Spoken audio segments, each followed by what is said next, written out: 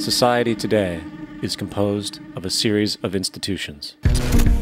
From political institutions, legal institutions, religious institutions, to institutions of social class, familial values, and occupational specialization.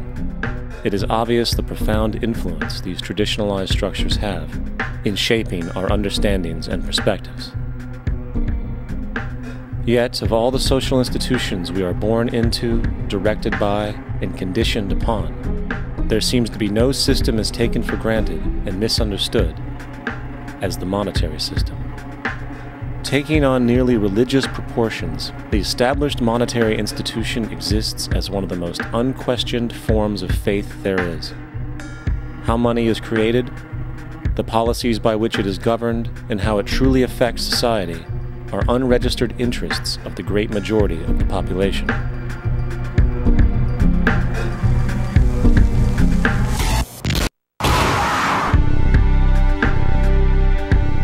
In a world where 1% of the population owns 40% of the planet's wealth, in a world where 34,000 children die every single day from poverty and preventable diseases, and where 50% of the world's population lives on less than $2 a day, one thing is clear: something is very wrong.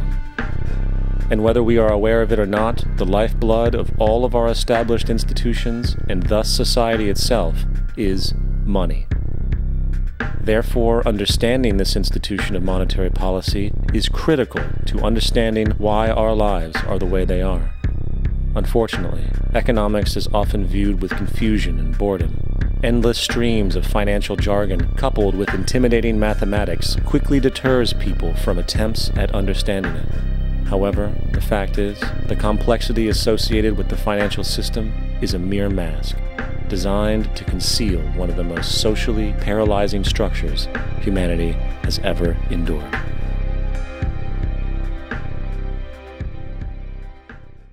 And this brings us to the ultimate question: why?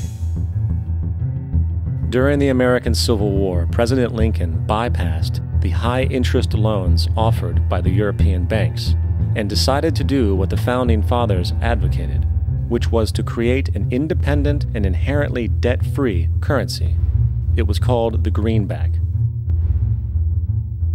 Shortly after this measure was taken, an internal document circulated between private British and American banking interests stated, "Slavery is but the owning of labor, and carries with it the care of laborers, while the European plan is that capital shall control labor by controlling wages. This can be done by controlling the money.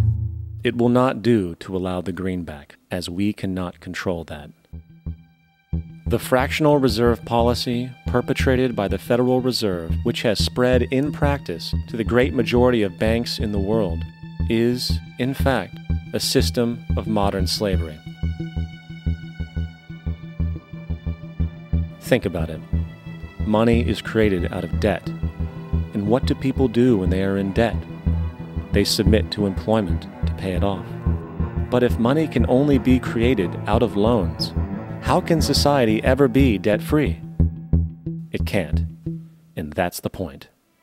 And it is the fear of losing assets coupled with the struggle to keep up with the perpetual debt and inflation inherent in the system, compounded by the inescapable scarcity within the money supply itself, created by the interest that can never be repaid, that keeps the wage slave in line, running on the hamster wheel with millions of others, in effect powering an empire that truly benefits only the elite at the top of the pyramid. For, at the end of the day, who are you really working for? The banks. Money is created in a bank and invariably ends up in a bank. They are the true masters, along with the corporations and governments they support. Physical slavery requires people to be housed and fed. Economic slavery requires people to feed and house themselves. It is one of the most ingenious scams for social manipulation ever created, and at its core, it is an invisible war against the population. Debt is the weapon used to conquer and enslave societies. and interest is its prime ammunition.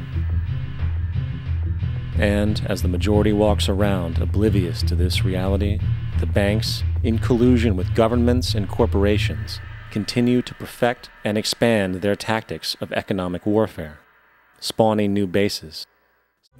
Of course, we face strong barriers in the form of established power structures that refuse to change.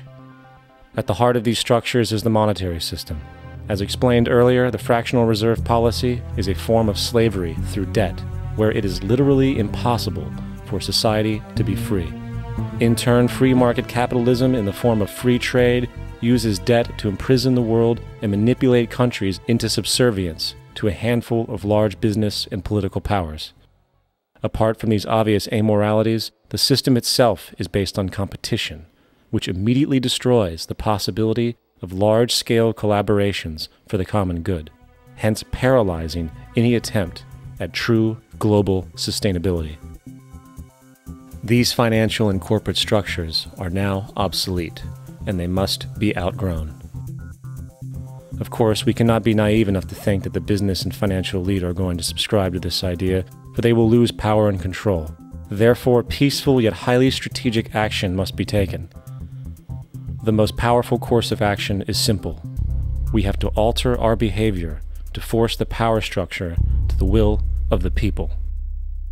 We must stop supporting the system.